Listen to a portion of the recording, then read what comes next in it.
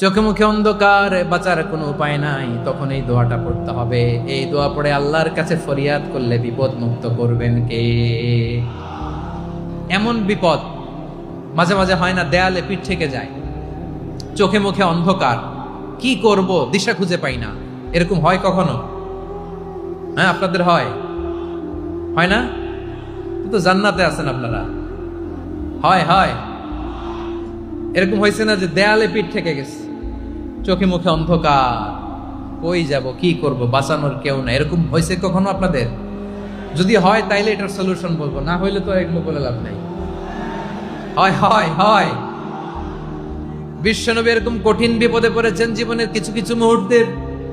ওই মুহূর্তে বিশ্বনবী স্পেশাল দুইটা দোয়া পড়তেন।